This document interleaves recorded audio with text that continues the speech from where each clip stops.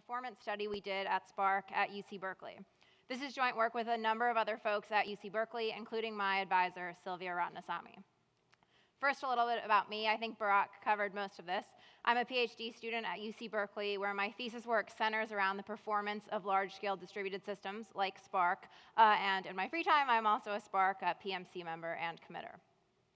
Now, I'll start with just a little bit of background about how Spark works. So as I'm sure all of you are aware of, the typical setting when you're running a Spark job is that you have a cluster with a bunch of different machines, and you have some data set that's too large to fit on one machine, so it's split up into a bunch of different pieces that are each stored on different machines in the cluster.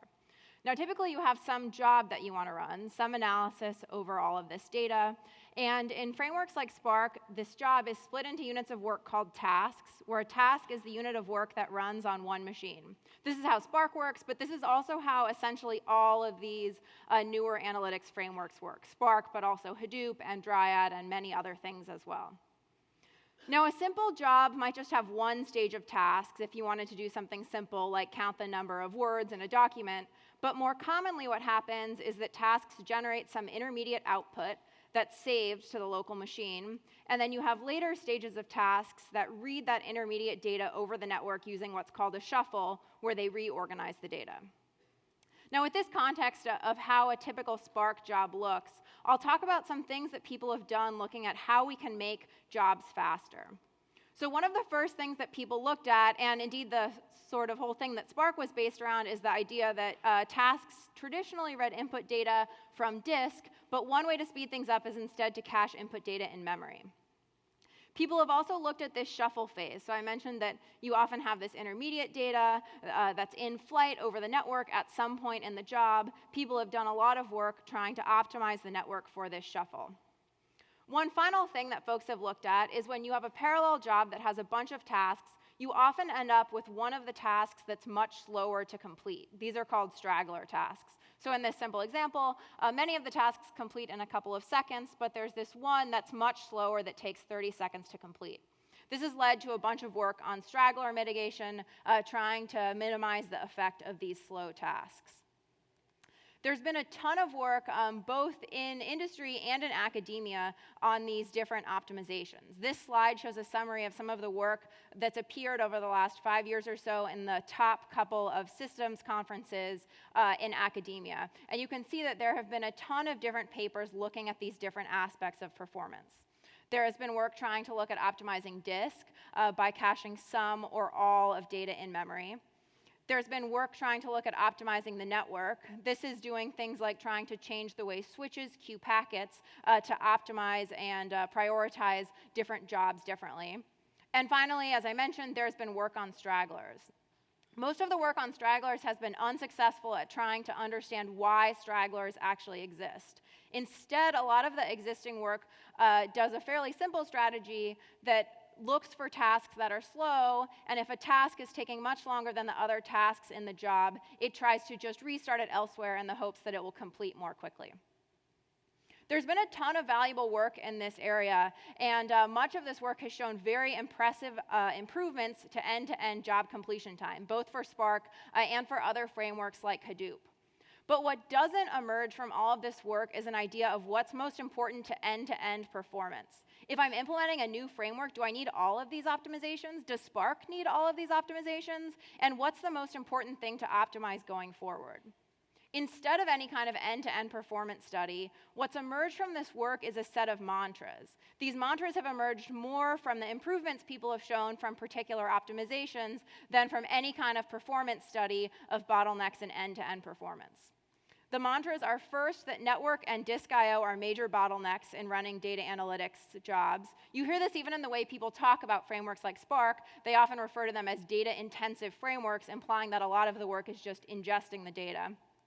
And second, that stragglers are a major issue, and as I mentioned earlier, are a major issue with unknown cause. This work started with the simple goal of trying to understand the degree to which these mantras are true. And to that end, we made two contributions. First, we looked at how we can quantify performance bottlenecks. And in this talk, I'll present a new technique we came up with called Blocktime Analysis for understanding performance. And second, we looked at whether these mantras hold. And I'll present a set of takeaways based on a small number of workloads that we ran ourselves on Spark. Before going into the details, I want to just give a quick overview of the takeaways based on looking at performance on these 3 workloads. We found first that network optimizations are essentially irrelevant to end-to-end job completion time. For the workloads we looked at, network optimizations could reduce job completion time by at most 2%. We also found that CPU and not disk I/O is typically the bottleneck, that there is at most a 19% improvement to job completion time as a result of optimizations to the disk hardware. And finally, we found that many straggler causes could be identified and that the underlying cause could be fixed. You'll notice that these takeaways are quite different from the mantras I presented earlier that have come from the existing work. Now, before I go any further, I want to emphasize one crucial thing about this work. The takeaways that I presented will not hold for every single workload that exists, nor will they hold for all time. Instead, the point of this work is to illustrate that the accepted mantras are often not true, and second, to provide a methodology to help us avoid performance misunderstandings like this going forward. Here's an outline for what the rest of this talk will look like. First, I'll talk about our methodology for characterizing bottlenecks. I'll discuss the workloads that we looked at to understand performance, and I'll present the results of an in-depth performance study of those workloads. Next, I'll look at one of our results in detail and ask why that result is so different than prior work. And finally, I'll do a demo to show you some of the tools that are available in Spark today to help you understand the bottlenecks of your own workload. So first, I'll talk about the methodology we used. We began with this question that seems very simple. I'm running a job in Spark, and what is the bottleneck? Now, to talk about why this is difficult, I'll go into a little bit of detail about what happens when you run a typical Spark task. And for the sake of example, I'll look at a task that reads shuffle data. So it reads a bunch of data over the network that has been generated by a previous stage of tasks. And this task that I'll look at generates a bunch of in-memory output. I'll focus on the main thread of the task. There's a single compute thread that's the main thread for the task. And I'll look at what happens as time advances to the right. Now, I mentioned there's this main compute thread, but there's also network and disk that happens at the same time. So the first thing that the task does when it begins is it requests a couple of shuffle blocks. And the notation that I'm using here is each one of these blocks. Each one of these boxes refers to the time to handle a single block. Now, what happens in Spark is this request is launched asynchronously, and Spark's networking component will issue a bunch of requests at the same time for data from a couple of different executors. It typically won't request all of the shuffle data at once. It will request up to some maximum amount of data to make sure that when all of that data comes back, you don't run out of memory on the local machine. Those requests are all issued asynchronously. The task doesn't block waiting for them. Instead, it starts to process the data that's on the local machine. So when you have a few stages of tasks, typically some of the tasks in the earlier stage executed on the same machine as this reduced task, so you can read the data locally. So the task will issue a request to get that data on the local machine from disk, and then once the data is fetched from disk, the compute thread can process that data. Now, Spark uses pipelining for all of this. So while it's doing computation on that first block it's gotten from disk, it's also reading more data in from disk in the background so that it doesn't need to wait as long to start computing on that second block from the disk. In this example that I've shown, the task only reads 2 local blocks. The rest of the blocks are read over the network. So once it's done processing those blocks from disk, it can start processing that data that got read over the network. And since now we've started processing one of those blocks over the networking component can issue more requests for remote data in the background. So this task continues, slowly processing the blocks of data that have come in over the network, and sometimes blocking when there's no data left, and the task needs to wait for those network threads to finish fetching. So I started with this question, what's the bottleneck for this task? And hopefully this has given you a sense of why it's very difficult to identify a single bottleneck. Looking at this one task, it started off bottlenecked on the network and the disk. Then later, in the middle of the task, it was bottlenecked only on the network. And finally, at the end, it was bottlenecked only on the CPU. Now, this is just a single task. If you look at the whole job, there's a bunch of these tasks running in parallel, each one doing some network and some computation and some disk. As I mentioned in the previous slide, a single task may be bottlenecked on different resources at different times. And furthermore, there's all of these tasks running at the same time, and they may each be bottlenecked on different resources. So there's no single answer to the question, what's the bottleneck for the job?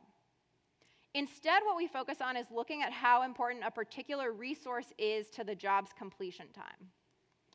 So for the sake of example, I'll look at the network here and ask, how does the network affect the job's completion time? The methodology that we use here is called Blocktime Analysis. We look at how much faster the job could complete if the tasks never blocked on the network. The idea here is that this presents a best case improvement from what would happen if you applied any optimization to the network. Any network optimization in the best case is going to result in tasks never blocking on the network. So in other words, this is looking at a case where the network is infinitely fast. To do this, we need to measure all of the times when tasks are blocked on the network. And it's important to note that we don't care about all of the other times when the task is using the network in the background. If it's doing network while it's also computing, speeding up the network isn't going to speed up that part of the task's execution. Block time analysis proceeds in 2 steps. First, we measure the time when the tasks are blocked on the network. And second, we simulate how the job completion time would change if the task never blocked. So I'll talk about each one of these steps in turn.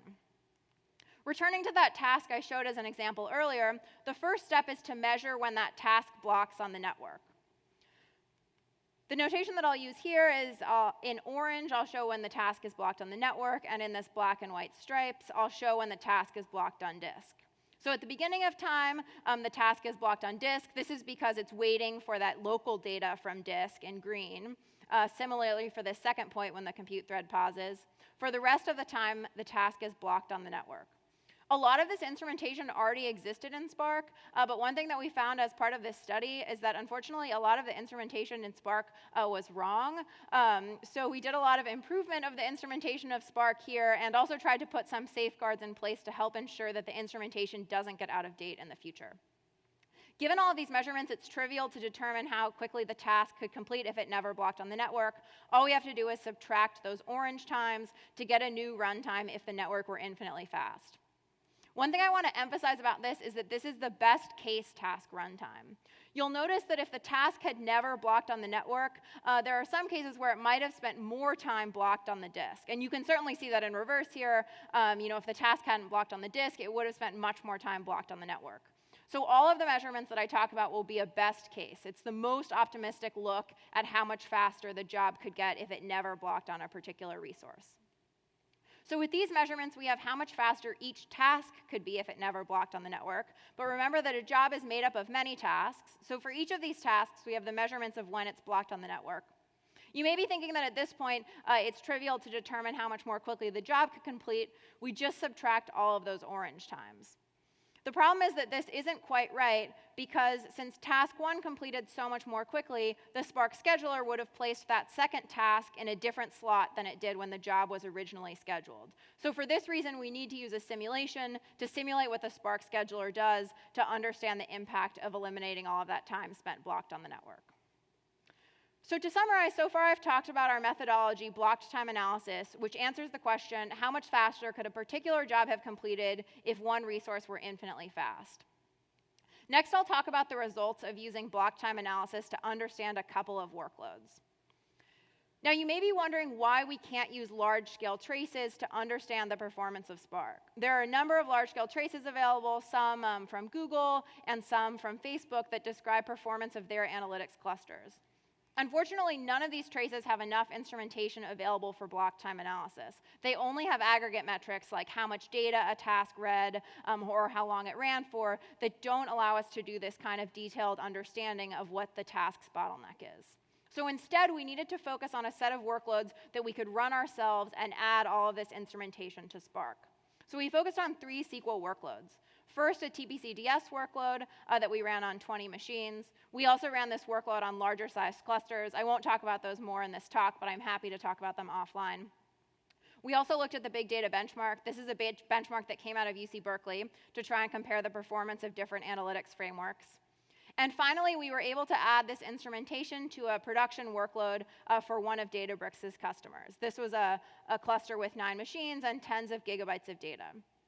For each of these workloads, we ran 2 versions, one that read input data and stored output data in memory. This is reflecting sort of the direction where many folks are going. But we also ran a second, more legacy version of these workloads that stored input and output data on disk. Looking at these workloads, you may be thinking about a couple of limitations. First, there's only 3 workloads that we looked at here. And second, we focused on relatively modest cluster sizes. I'll return to these limitations at the end of the talk to argue that they're not fatal to our results about what's important to performance. So next, let me talk about the results of looking at how well those mantras hold for the workloads that we looked at. I'll begin by looking at the network performance. So this graph is showing those 3 workloads that we looked at along the x-axis and the reduction in job completion time along the y-axis. So just to focus on one particular set of results here, this is for the big data benchmark. What you're looking at here is a box and whiskers plot. The middle bar is the median, and the whiskers represent the 5th and 95th percentiles.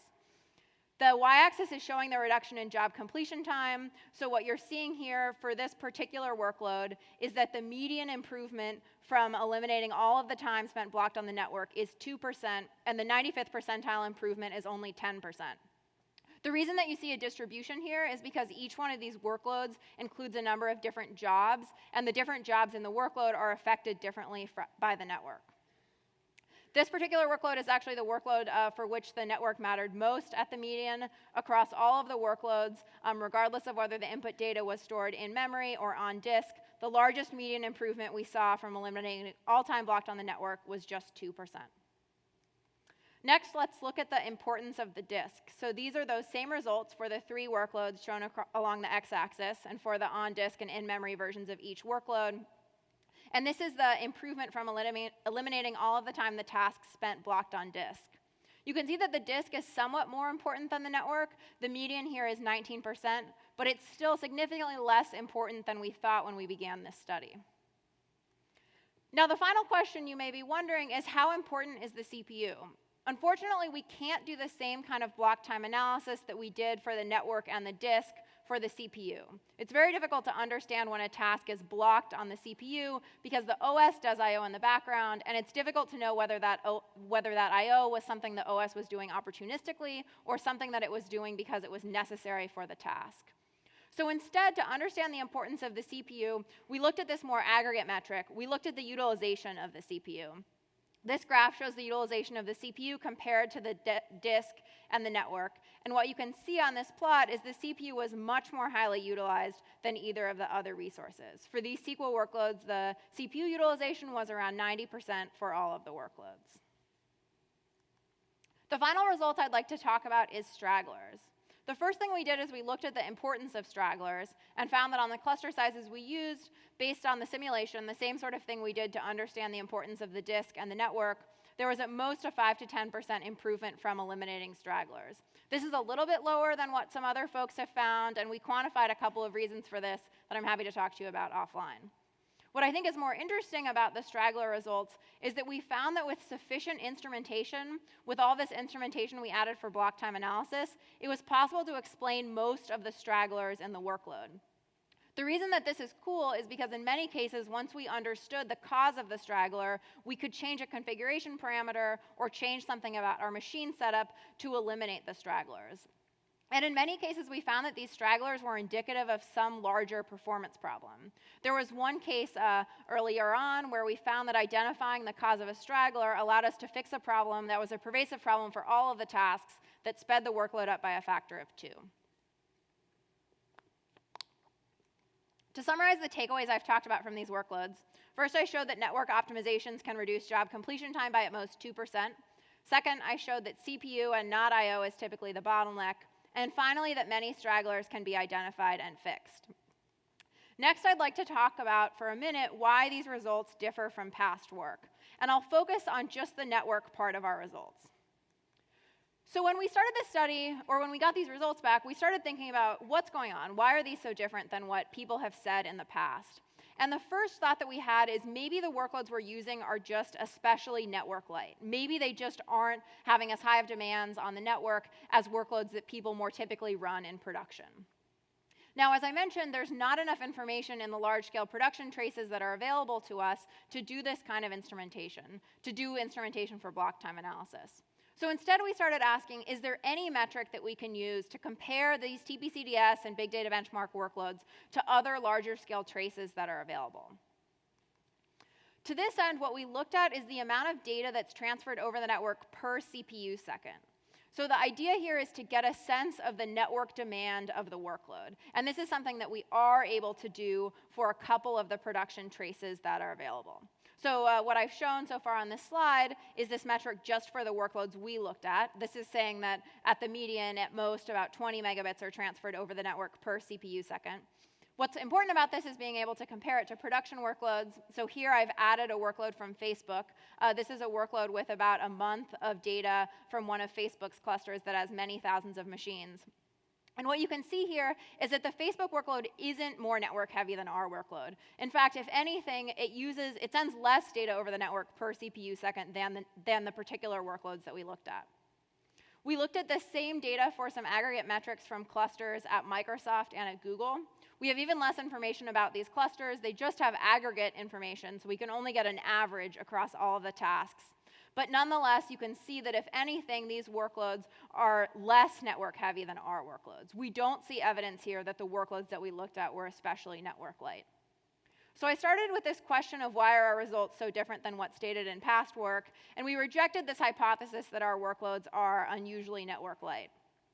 Instead, we found two reasons to explain why our results are different than past work. First, that a lot of past work has used incomplete metrics, and second, that past work has often conflated CPU and network time. So first, let me talk about the metrics. This is what a typical Spark job looks like, and if you start asking, when is the network actually used in this job? As I mentioned earlier, the network is used at 2 points. First, it's used to shuffle intermediate data, and second, it's often used to replicate output data, so that you have output data stored on many machines for fault tolerance. A lot of the past work that's applied a particular network optimization and looked at the improvement has focused on just the network part of the workload. It ignores the time to process the input data and focuses, for example, only on the time to actually shuffle the intermediate data. To understand how representative this is, we looked at how much data is transferred over the network relative to the amount of input data. So what this graph is saying is that the shuffled data is typically only about a third of the input data for the workloads that we looked at, and that the output data is even smaller. In other words, the amount of data that's sent over the network is much less than the amount of data that's ingested and processed at the beginning of the job. This is telling us that it's not realistic to look only at the shuffle part of the job or to use workloads where all of the input data is shuffled. It's crucial to look at this end-to-end metric of the entire job's completion time to understand how important the network is. Again, you may be wondering if this is just for the workloads we looked at. So we compared to these traces from Facebook, Microsoft, and Google, and again found that even for those larger scale traces, the amount of data sent over the network tends to be much less than the amount of input data. This is actually kind of intuitive when you think about it in retrospect. Typically, you have some huge amount of data, and you're trying to get some sort of 1 or 2 sentence takeaway out of it that you can go tell your boss, and that means that the data gets smaller throughout the course of the job, so much less data is shuffled than the amount of input data. The second reason that prior work has found the network to be more important is that it often conflates the CPU time with the network time. So what you're looking at in this graph is the reduction in job completion time from eliminating time blocked on the network for 2 workloads that are traditionally thought to be very network heavy. First, a sort workload on 200 machines, and second, a PageRank workload that uses GraphX. What you can see here is that even for these workloads, the reduction in completion time from eliminating all the time spent blocked on the network is very modest. It's around at most 10%. The reason for this is that sending data over the network requires 2 steps. First, you need to serialize all of those Java objects into a byte stream, and second, you need to put those bytes on the wire. And these 2 things are often conflated. What this graph is telling us is that first thing is actually very significant, which uses CPU, and the second thing that actually uses the network is much less. One important takeaway here is that if you want to improve the performance of your job, a good way is to just reduce the amount of data sent, because that eliminates both of these things, both the serialization time and the amount of time to send bytes over the wire. And this is why, for example, using functions like reduce by key in Spark is really good, because Spark can push the function back to send less data over the network. I want to just end quickly by talking about when the network does matter. We were left at the end of this wondering, are there any workloads for which the network is important? And this is one workload where the network was very important. This is a matrix workload. But the important takeaway here is that a very narrow set of constraints need to hold in order for the network to be important. For this workload, the computation is very highly optimized. It calls out to a native library. The serialization time is low because the data is formatted as an array of doubles, so it doesn't take a long time to serialize to send over the wire. And finally, there's a huge amount of data sent over the network. Because this is doing a matrix multiplication, the amount of data sent over the network is much greater than the amount of input data. So all of these things need to be true for the network to be important. So to summarize, I've described 2 reasons why prior work has found the network to be much more important. First, that it's looked at incomplete metrics, and second, that it's conflated CPU time to serialize data with the time to actually push bytes onto the wire. Earlier in this talk, I mentioned a couple of limitations, and now I'd like to argue that those limitations aren't fatal to the generality of our results. The first limitation was that we looked at only 3 workloads. But we used industry standard workloads. We didn't cherry pick these workloads to try and find a particular conclusion. And more importantly, we also sanity checked our results with these larger scale production traces from clusters that have many thousands of machines. The second limitation is that we used small cluster sizes. We have a result that I didn't talk about in this talk, but we found that the takeaways don't change when we move from 20 to 60 to 200 machines.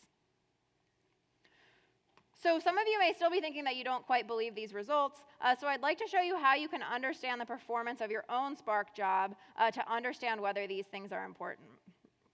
So I'll do a quick demo here. Let's see. So I have a Spark cluster running with just a couple of machines, and I'll run a couple of SQL queries. So these are the tables in the cluster.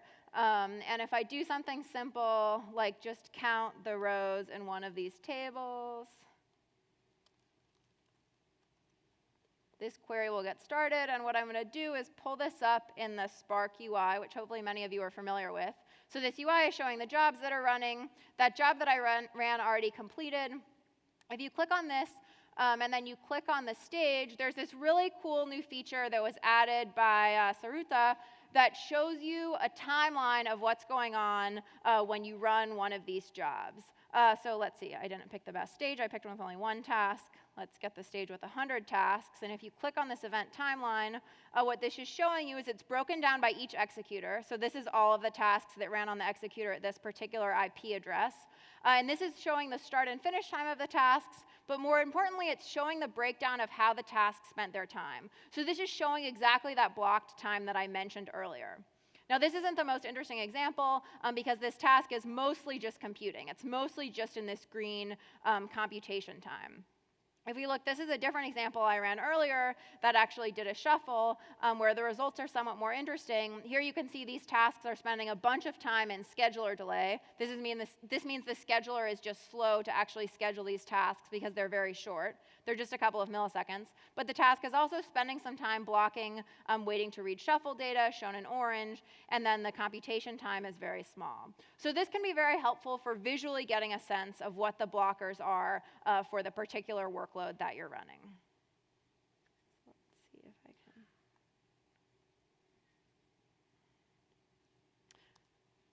OK, great. So we saw the demo. I just want to give a couple of disclaimers here. There are a few things that are missing from the Spark metrics right now that make this not quite a complete story. The first is that right now Hadoop doesn't expose enough metrics for us to measure the time blocked on reading data from disk when it comes from Hadoop. The problem is that Spark can't measure this with low enough latency because we request 1 record at a time from Hadoop, and if we measure the time for each of those, the instrumentation time would be too high. So there's an outstanding JIRA to add this to Hadoop, and I'm hoping this is something that can happen sort of in the next couple of months. The second important thing that's missing from Spark is that Spark doesn't currently record the amount of time to spill intermediate data. If you're running a job that processes a lot of data, you often need to spill some of the intermediate data to disk. And again, this is something that should hopefully be added to Spark in the next couple of months. To summarize what I've talked about, I presented this set of takeaways based on 3 workloads: that network optimizations are basically irrelevant, that the CPU is often the bottleneck, and that straggler causes can be identified and fixed. Now, as I said earlier, these takeaways will inevitably change with time. And in particular, Project Tungsten, a recent initiative from Databricks, aims at reducing the CPU time. So this likely means that jobs will become more bottlenecked on I/O. Instead, the important takeaway from this should be the importance of understanding performance. A lot of people like to suggest optimizations to Spark that sound sort of hot and cool, like why don't we store this data in memory instead of on disk? And these things often add a lot of complexity. It's very important to understand whether they're actually beneficial to end-to-end performance. Finally, if you have a workload, especially if you have one that you think is different than the results that I've shown here, I'd love to study it and help you understand what the bottlenecks for it are. Just shoot me an email.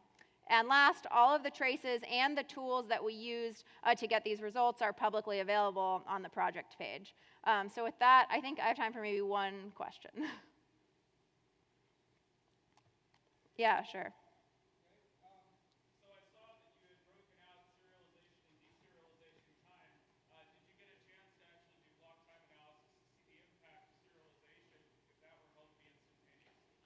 Yeah, so let's.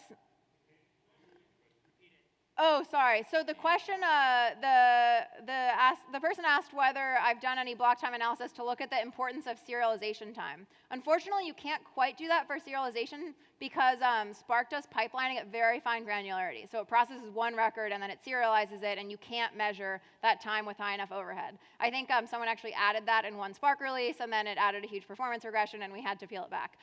But we did do some work to measure that, where we could do sort of various hacks to change the way the job is structured. For the things we looked at, it was about a third of the time, but that's very hard to generalize because it depends a lot on the structure of your objects. Cool. Thank you.